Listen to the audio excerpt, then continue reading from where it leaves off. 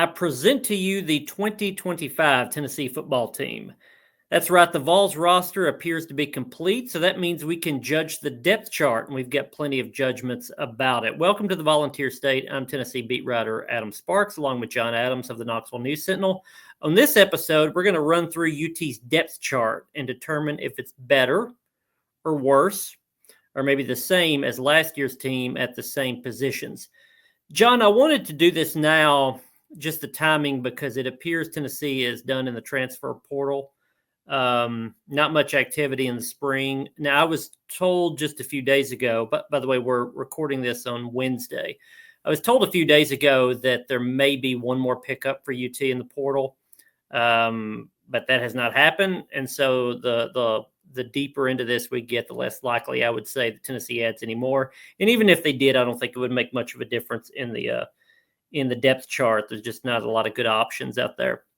So it's a good time to see where Tennessee is at each of these positions. They're not going to add anybody else, or like I said, if they do, it'll be minimal. So we sort of know what their 2025 roster and therefore the depth chart is going to be. So we're going to go position by position.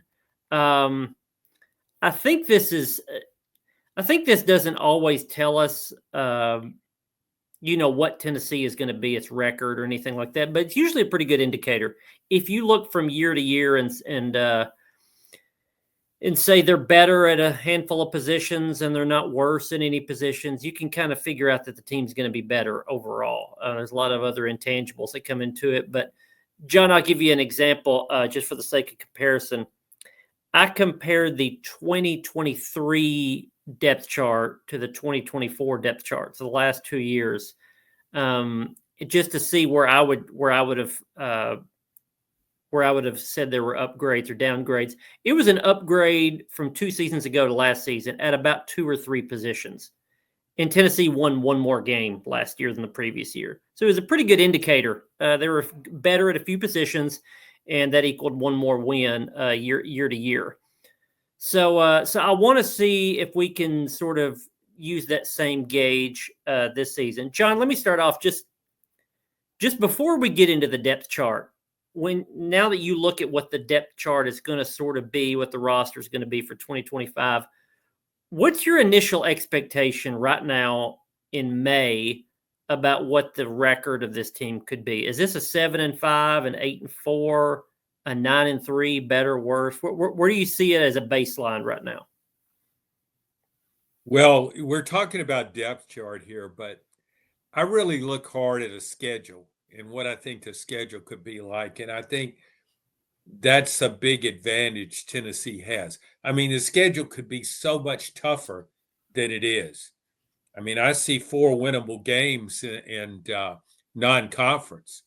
And then you look at Vanderbilt, Mississippi State, Arkansas, and Kentucky, clearly better than those teams.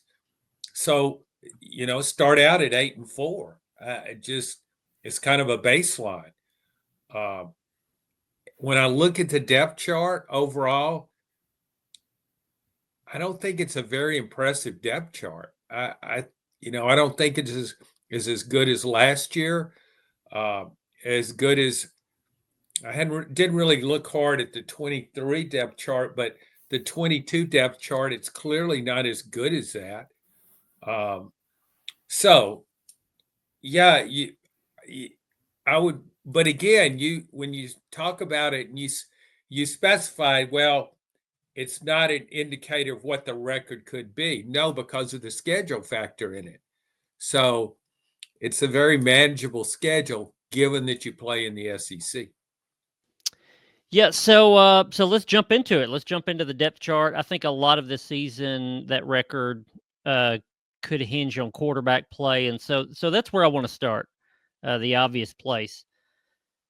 John, and let me go ahead and put this condition on this. We are judging where last year's positions compared to what we think this year's positions will be by the end of the season.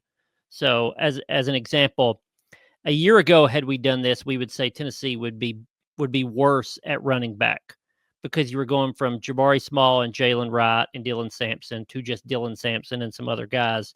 But judging it by the end of the season, Dylan Sampson was better. So we're sort of projecting what we think these guys will be, not what they necessarily are now. So quarterback, they added Joey Aguilar, obviously. They replace Nico, who transferred to UCLA. We've been through all that. They also replaced backup Gaston Moore. John, will this quarterback group with Aguilar, Jake Merklinger, and George Power be better than what Tennessee had at quarterback last season? I think it's very popular to criticize Nico Yamaleava now. He's departed, abandoned the Vols for UCLA, of all people. And however, when I look at this, I don't see my projection would be no, Tennessee won't be as good as that position. I keep in mind even though Yamaleava wasn't the superstar that some thought he would be, and admittedly someone what I thought he would be, I don't see Tennessee being better at that position. I see it being worse. Yeah, Nico was great in the games that Tennessee was going to win anyway. He was very good in the second half against Alabama. He was serviceable at other times, had a good touchdown to interception ratio. But he was good enough to be the quarterback on a playoff team. I think Tennessee right now we can say is going to be worse at quarterback. It could change to same. It could change to same, but I think it's worse just because of the unknown. We don't know if Joey Aguilar is good enough to play at this level. We don't know what he can bring to them. We've seen tape on him at App State, but that's App State. The interception problems that he had for part of his career at App State could be a problem here as well. The competition is going to be tougher. And also we're going to get to this at other positions, but I'm not so sure his supporting cast is going to be as good as what Nico had. And I mean, I don't see a Dylan Sampson. I don't see an SEC Offensive Player of the Year on this roster. And so for those reasons, I think quarterback between better, worse, or same, I think worse is the most likely scenario. So we agree on that. They'll be worse at quarterback. Running back. So who Tennessee added at running back is Star Thomas, a Duke transfer. I mean, that's the only notable addition. So, John, comparing last year's running back core to what Tennessee has now, Peyton Lewis, Deshaun Bishop, and also Star Thomas. Tennessee running backs better, worse, or the same as a year ago? I don't think it's a bad running back core, but I have to say worse than last year because you said it. There's no SEC Offensive Player of the Year in the group. I mean, Dylan Sampson, going into last season, we wondered about the depth. We didn't know if Dylan Sampson would just be a workhorse. I mean, he was a great college running back, one of the best running backs in the country. Quickness, pretty good speed, broke tackles, but his durability, that's so valuable for a running back in college football today, more so than ever. So I just don't see Tennessee replicating that. I think it might have more guys that can carry the load and be better prepared in case the lead running back goes down with an injury. But I just don't think it can match Dylan Sampson's numbers. Yeah, that is notable because when Dylan Sampson went down with an injury in the playoff game, the Ohio State game, there wasn't really a plan B. I do think this will be more by committee. I don't think there's a dynamic difference maker necessarily in this group. I think it'd be by committee. I think the numbers by the end of the year probably won't be that far off of what they had last season. They led the SEC in rushing last year. 2 years ago, though, they were close. They were almost as good with more of a trio.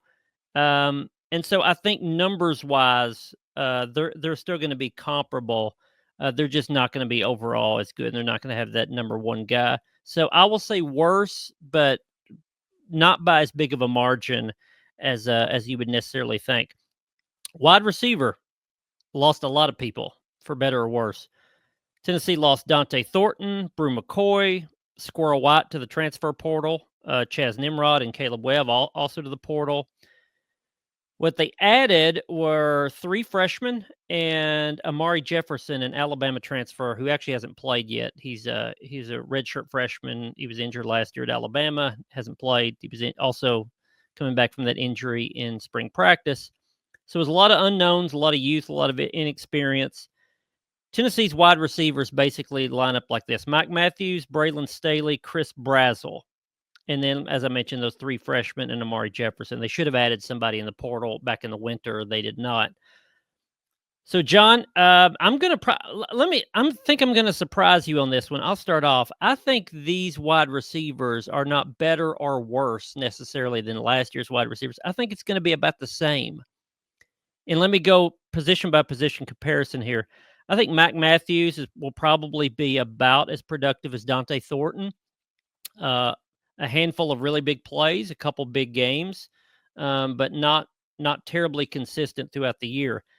Chris Brazzell this year compared to Brew McCoy last year, you would think Brew McCoy would have the edge, but Brew McCoy was not 100% last year. I think Brazzell's production will be about what Brew gave you last year. Braylon Staley replacing Squirrel White, I think that's comparable, and I think at least one of the freshmen are going to pan out. So I think Tennessee's wide receivers this season will be about the same as last season. I don't know if that's necessarily a compliment, though, because last season I thought they should have been much better. I thought they struggled. But I'm not going worse. I'm going same. John, where do you go comparing wideouts last year to this year?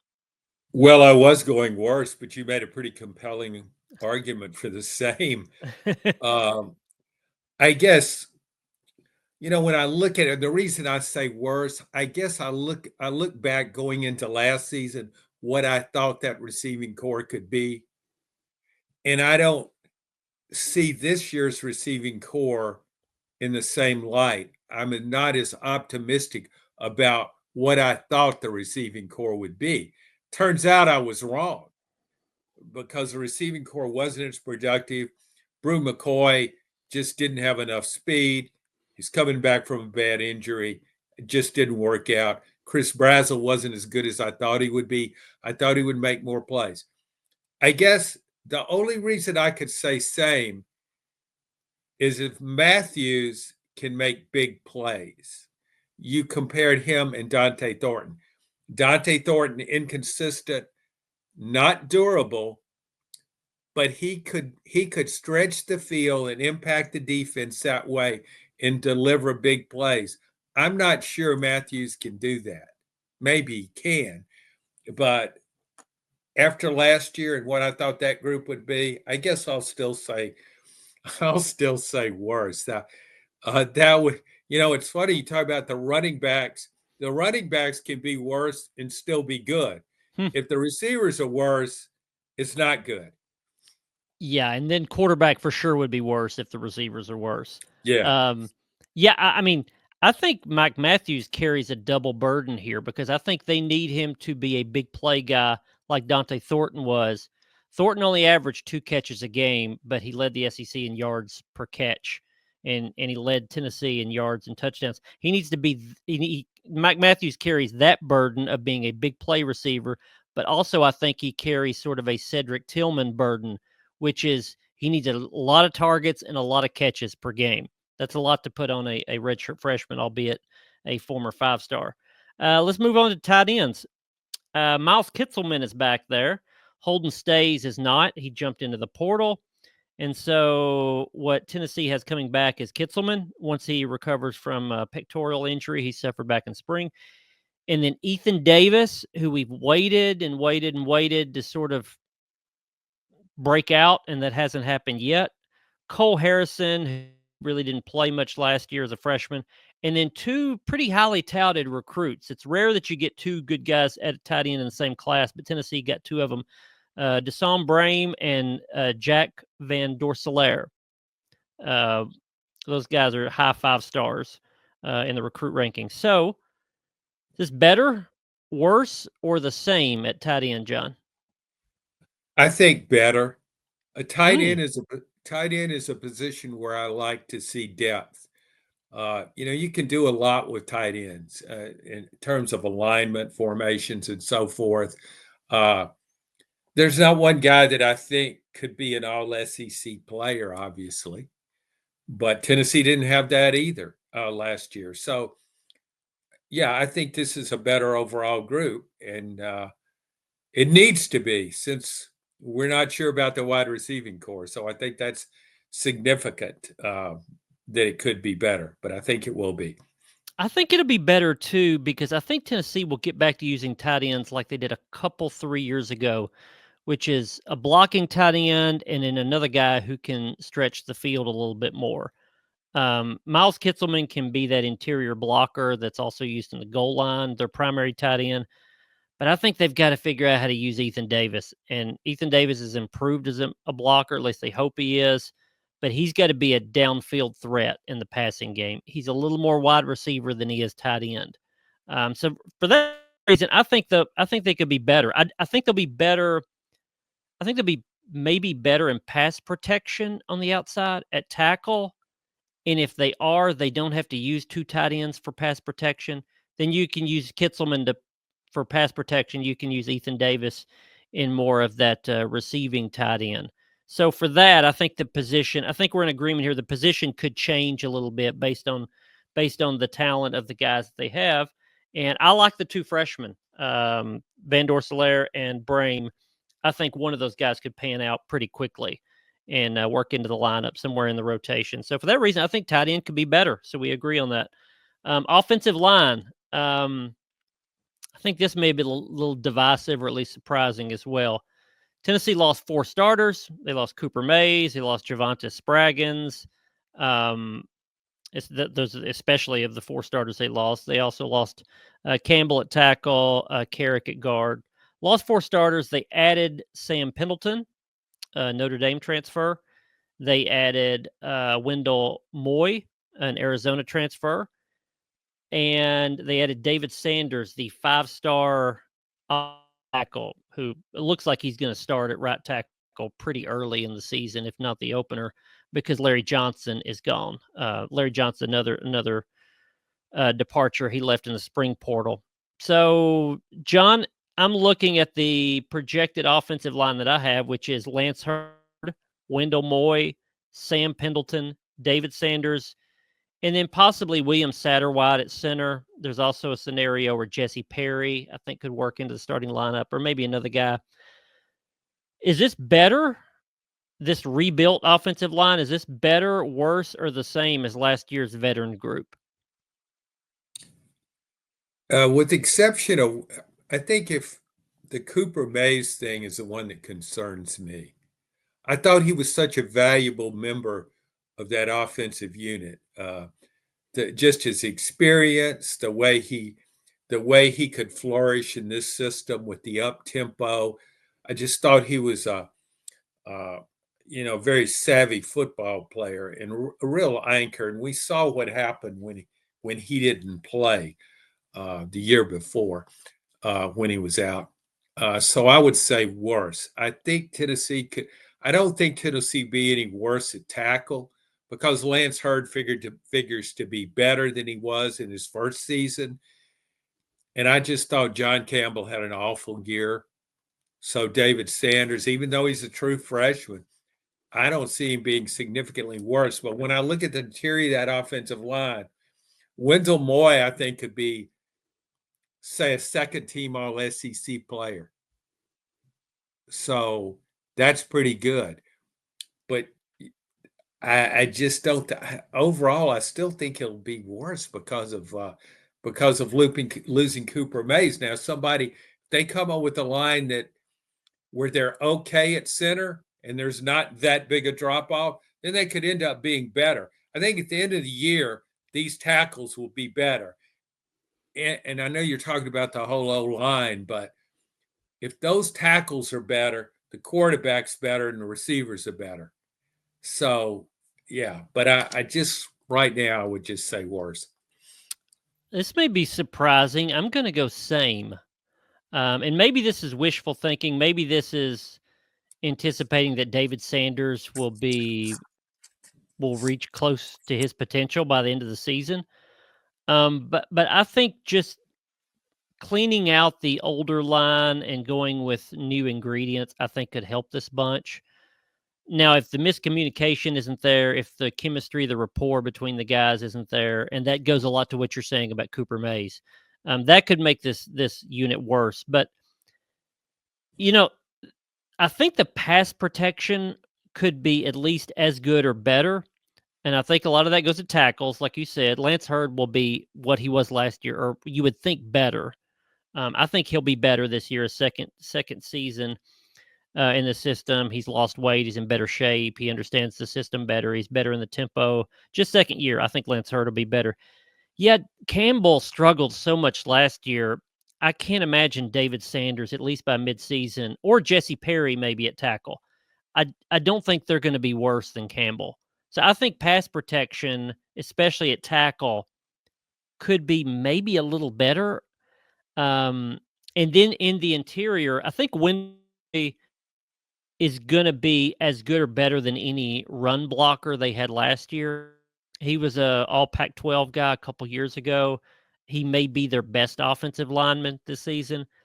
I like sort of the moxie of Sam Pendleton. Maybe this is putting a little too much on like a reaction to interviews, but as we sometimes do. But I've seen it in an extension beyond just press conferences. Sam Pendleton is sort of he is taking up part of the Cooper Mays mantle of, I'm going to keep this as a unit. I'm going to run things, anything off the field. I'm going to organize it. I'm the leader in the clubhouse here.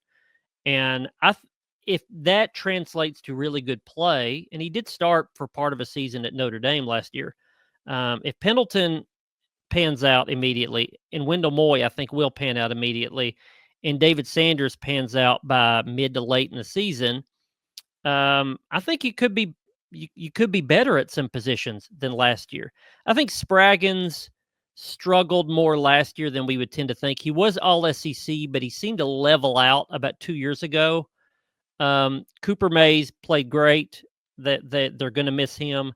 But I just wonder if we have sort of lionized that position of center and how good Cooper was. Beyond what it is. It seemed like he was almost had legendary status at the end. And if you had rewound the clock 3 years and said, guys, the position that makes or breaks the Tennessee football team is center, I wonder maybe if we would have rolled our eyes at that. Cooper Mays was as good as any at it, but it's the center. They should be able to replace him. Maybe not a 1-for-1, but be serviceable at that position. That may be Satter White. That may be Sam Pendleton, who slides over and plays center. But I'm going to say same. I'm a little higher on this offensive line than I think some others are. Although if you watch the spring game, there shouldn't be any reason for me to be optimistic because they got blown up quite a bit by some of the defensive line. Let's jump to that defensive line. They lost James Pierce, a first-rounder. We're going to count him as defensive line. He's an edge rusher. They lost Omar Norman-Lott, who was a third-round pick. They lost Omari Thomas, who was a longtime starter. They lost Elijah Simmons, also a part-time starter, another veteran. They lost Jason Jenkins. Don't forget about him. He was a rotational player, went into the portal. So they lost all those guys, all those starts, all those sacks, and they added 5 4-star freshmen. So a pretty good recruiting class of a defensive line, and they've stacked those over the last few years. And then Josh Shell, who's a Grand Valley State transfer. We'll see if he can squeeze into the rotation somewhere. John, this was the deepest defensive line in the country last year. At least the rotation was. They played 9-10 guys. Is this defensive line better or worse or the same as last year? I think it's worse, but I think it's a good defensive line. I mean, so to say it's worse, it's not. That's not a severe criticism. I just think it had so much depth and it had a first-round draft pick. I don't think this unit will have as much depth, and I don't know that it'll have a first-round draft pick. But I really like Joshua Josephs. I like the defensive tackles. So, whereas I say I think it will be worse, I still think it will be good and could be, certainly will be a strength of the team. It could end up being the strength. Yeah, I agree with a lot of what you said. I've got it listed as worse, but marginally worse and still good. Yeah, I think you're right. This could be worse than last year and still be the strength of the team overall.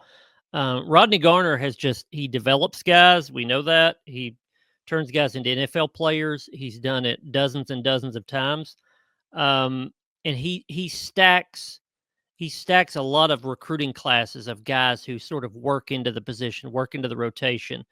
Um, and again, I think it's important to mention we're projecting of what we think they'll be at the end of the season.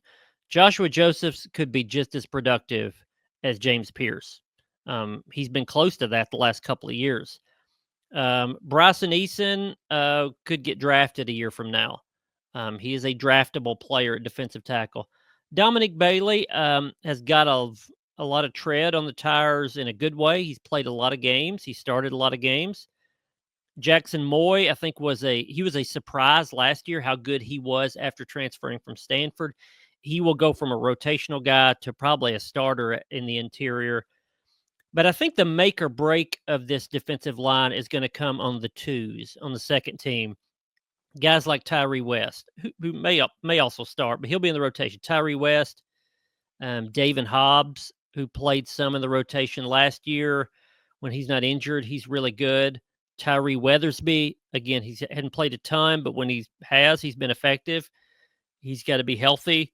Nathan Robinson has been injured. If he's healthy, we'll see what they can get out of him.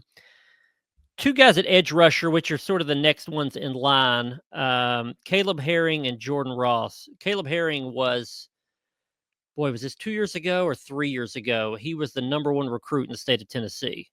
Could have gone anywhere, came to Tennessee. It's coming closer to be his time after Joseph's.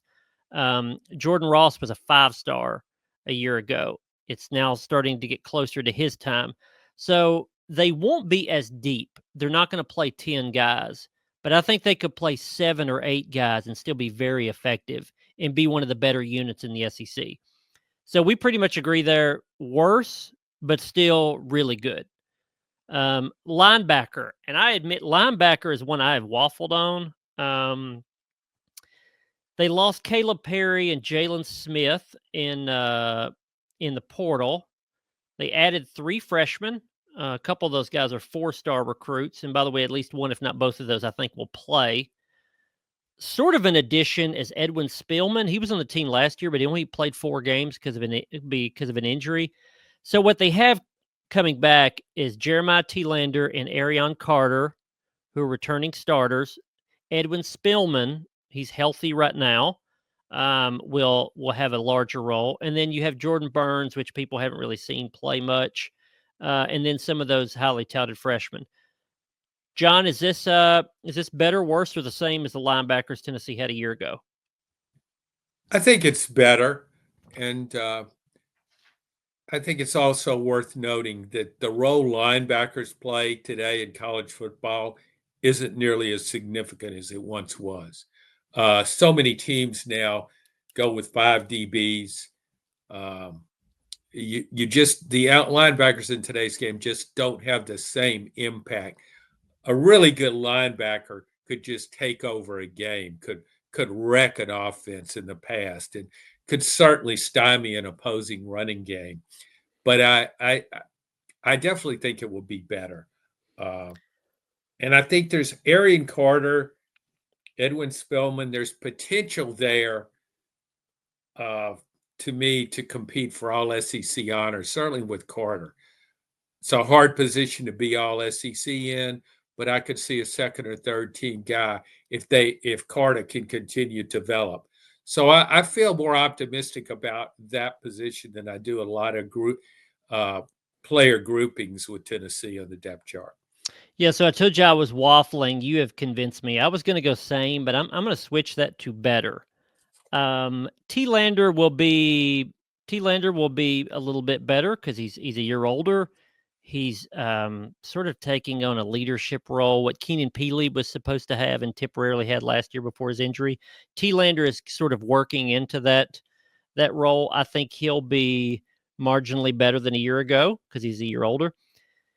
Arion Carter, if healthy, now he was out I think with a shoulder injury in the spring, but let's just assume he's 100%, which they think he will be by the season. He can go from a pretty good but inconsistent player last year to an all SEC player. And if that happens, this unit is better automatically because they have a difference maker at linebacker. The rest of it, I mean, Spillman, if he's healthy for the whole year, will help them. The only thing that could hold this linebacking core back and make them worse is if they don't have depth and if they don't have some kind of answer in pass coverage.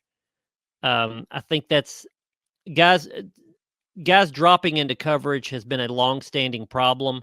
Yeah. Last year, they had a Band-Aid with Caleb Perry and Jalen Smith, guys that could come in third down just to sort of run around with tight ends and running backs. So if they don't have guys that can be an answer there, and the third and long guys dropping into pass coverage, they could have a problem. They could be worse. But between those freshmen and Spillman and maybe Carter, I'm just going to go out on a limb and say they find enough answers to be at least as good as what they were last year in that area. And I think they'll be better in all the other areas. So you've convinced me, John, they will be better at linebacker. And a lot of that hinges on Arian Carter becoming what we thought he would be when he signed with Tennessee, which is an all SEC caliber player. Okay, secondary. Well, they lost a lot in the portal. It's a lot in terms of bodies and names. Now, how much impact that they lost, that's debatable. They lost Jacoby Thomas in the portal in the spring. He's probably going to start at safety. In the spring portal, they lost Jordan Matthews, Christian Charles, Christian Harrison. They also lost John Slaughter in the portal. So they lost one, two, three, four, 5 guys that would all or part of them would have been in the rotation at least.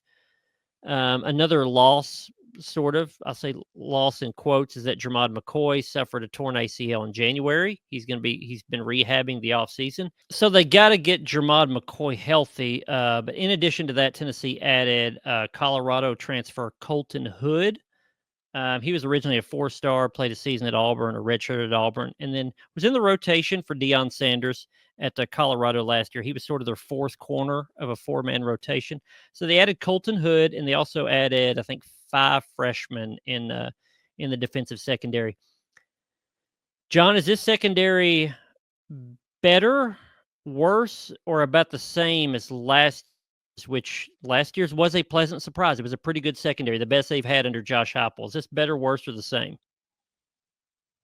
I don't think they lost a huge amount of talent in the portal.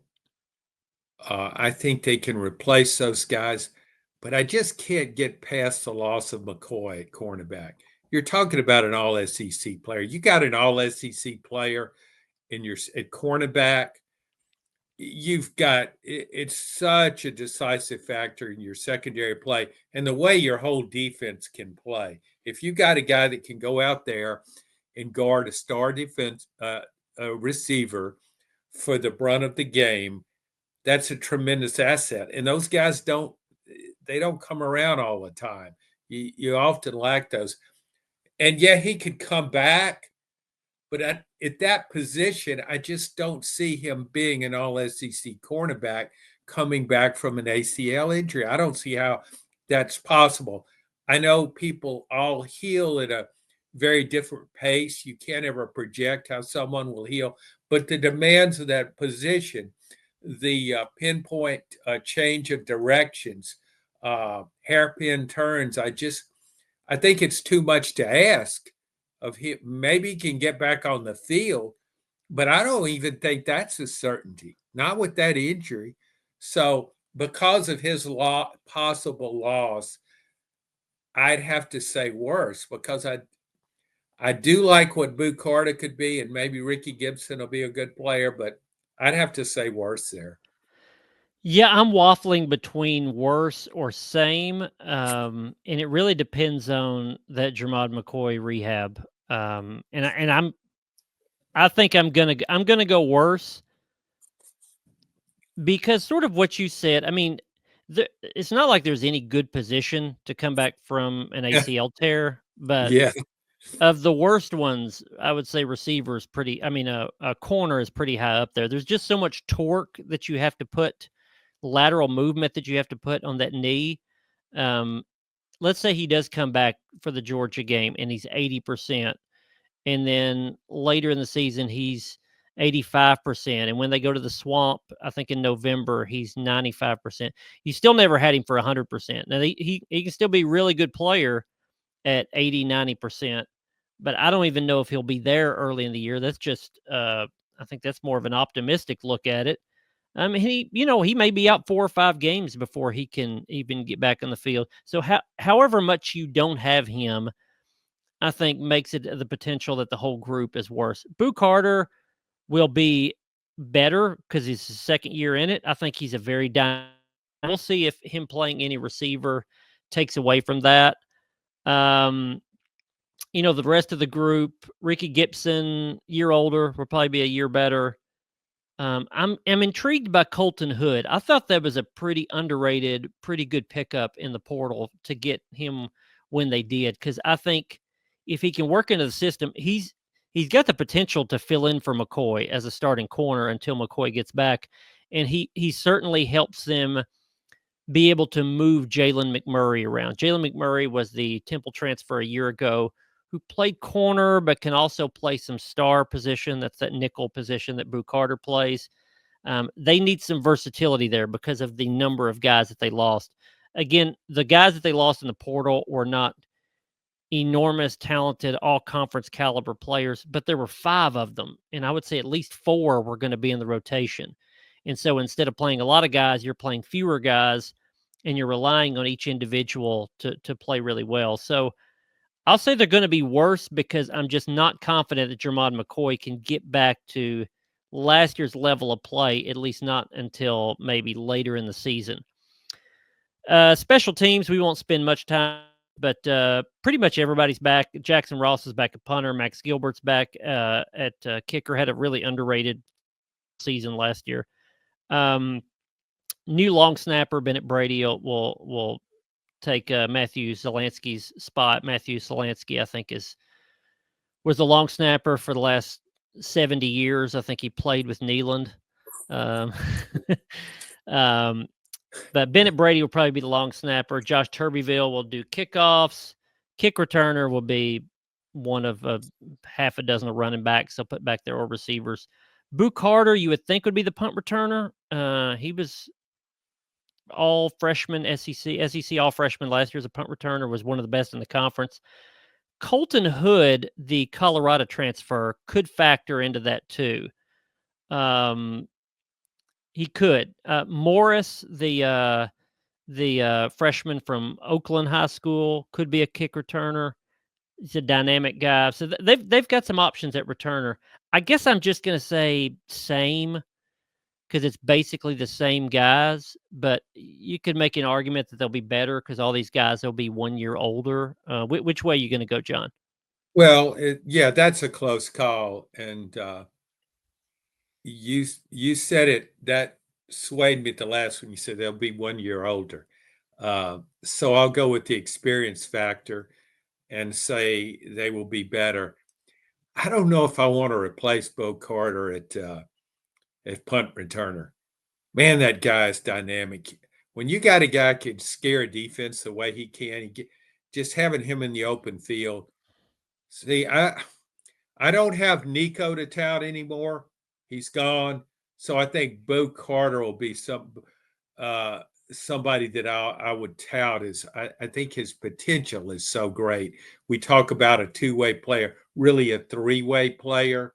And when we look at a depth chart and say better, worse, the same, we're not really taking into consideration how much difference one real star player could make. I mean, that gives the whole unit, defense or offense, an upgrade. So I think it's I want to see him on the field, and I don't care where they put him, but I'd like to see him on the field a lot. Anytime they can get him out there, I think Tennessee's better for it.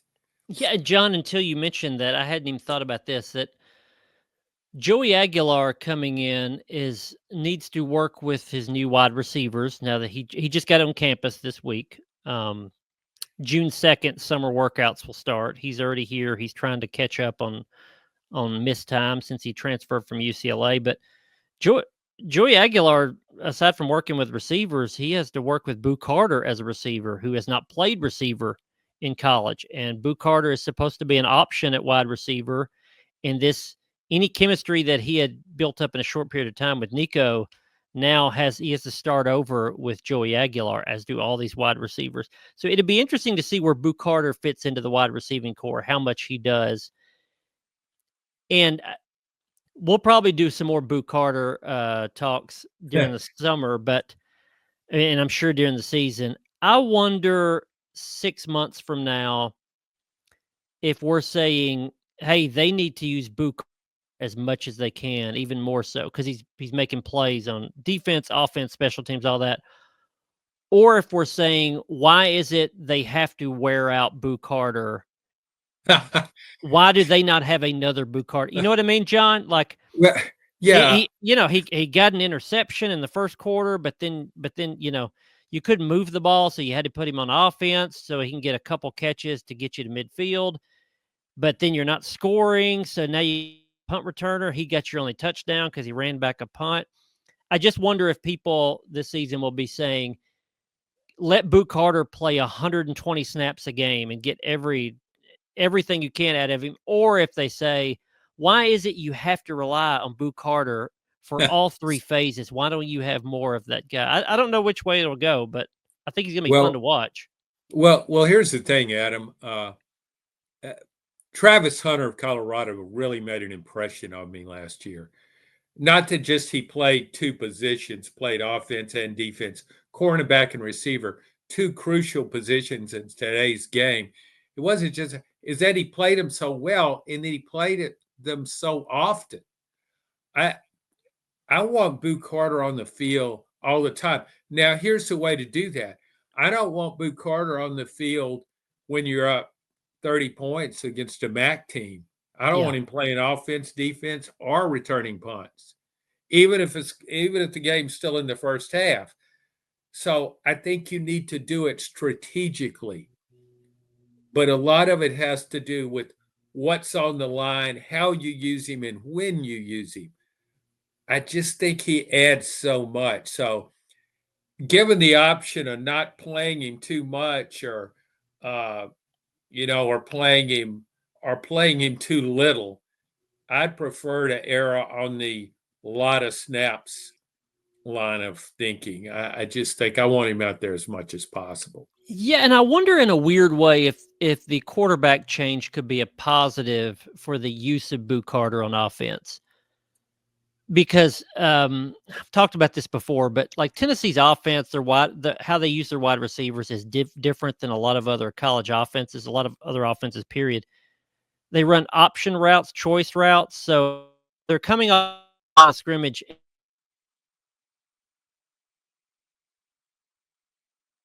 That you do this. And so you're working off of what the defensive back does. You're having to read and react a lot. I don't know if Boo Carter has the reps necessarily to do that effectively.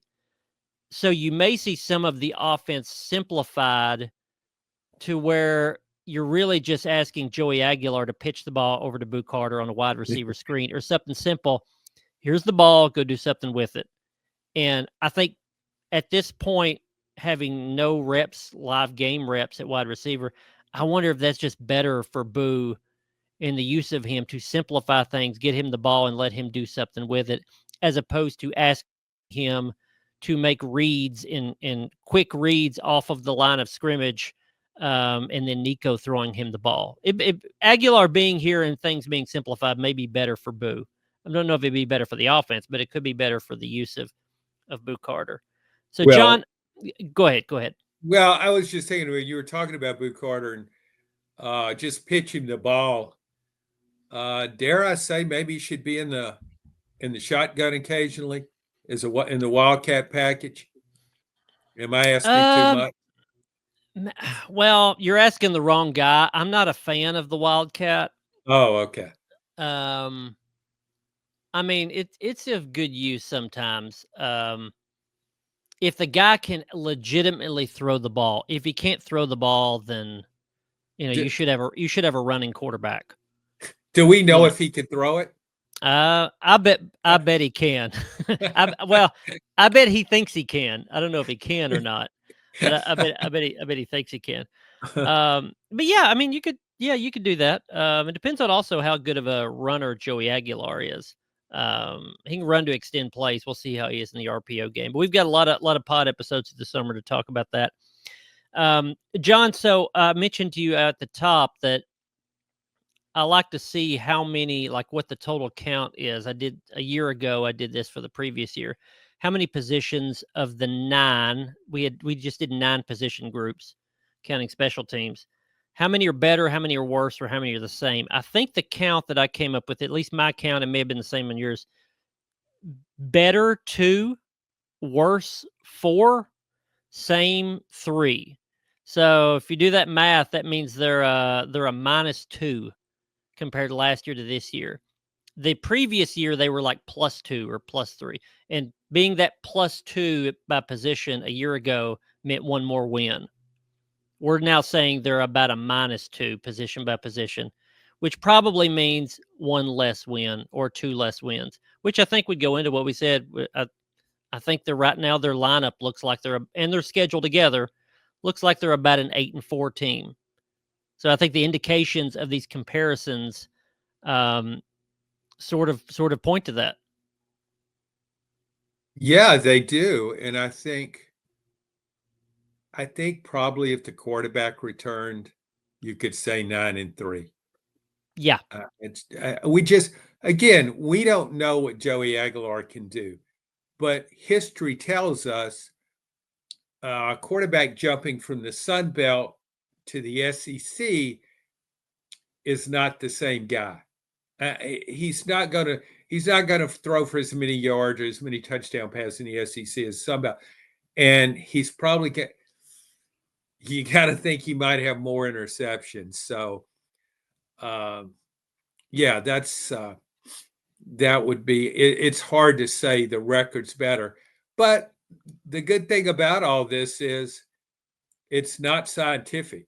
You make it sound pretty scientific when you start breaking down the numbers, and you're good at that and in your analysis. But once the games start, everything changes. So we can't be that precise.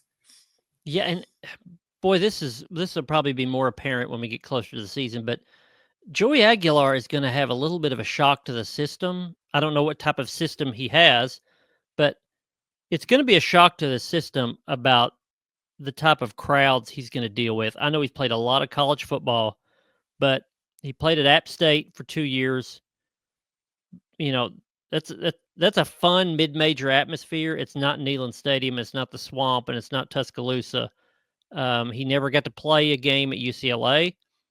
If you go back before App State, he was at Diablo Valley Community College. I don't have the attendance numbers in front of me of Diablo Valley Community College, but it's he's gonna get a game. His first game, if he does start, is going to be in Mercedes-Benz Stadium, where the SEC championship is played, where the Peach Bowl's played. There in Atlanta. It's a neutral site game, but it's still quite a venue. And then he's going to play in Neyland in a non-conference game. And I think by week 3, he's going to play the Georgia Bulldogs in what was announced today will be Checker Neyland. Now, you think about that guy where he's been playing his entire college career, and he's going to be seeing Checker Neyland against the Georgia Bulldogs, with 100 and some odd thousand people there. He's got to be good. He's got to know the system. He's got to learn the offense. He's got to learn the terminology. He's got to be able to make good decisions with the ball. He's got to be a playmaker at times. He's also just got to do all that while adjusting to an absolute shock to the system that is beyond any atmosphere he's played in. And I think that's an example of one of the intangibles that we can't see when we're just saying is this position better than the same position? So You Well, It'll be you fun to mentioned see. that. Well, excuse me, but Diablo Valley College. I would like to think they call their team the Diablos. It just has a good ring to it. But you're right; it's a tremendous transition. And you think Mississippi State's the worst team in the league? You go to Starkville, that can be a difficult place to play because the noise, the volume there exceeds the number of people in the stands because of those cowbells. That's got to be a shock to the system for a quarterback. The first thought's got to be, are they allowed to do this? Yes, they are. Well, so we'll keep up with that, and maybe I'll do some research on Diablo Valley Community College before the next pod. Check out our coverage, UT coverage at KnoxNews.com. Football and both basketball programs, obviously, the rosters talked about in football. The Lady Vols softball is headed into the NCAA tournament. Baseball will do the same very soon. So plenty to keep up with, and we've got it all at KnoxNews.com. By the way, share this podcast with your fellow UT fans. And we'd love for you to subscribe as well, just to make sure you never miss an episode of us. And thanks for listening to this episode of The Volunteer State.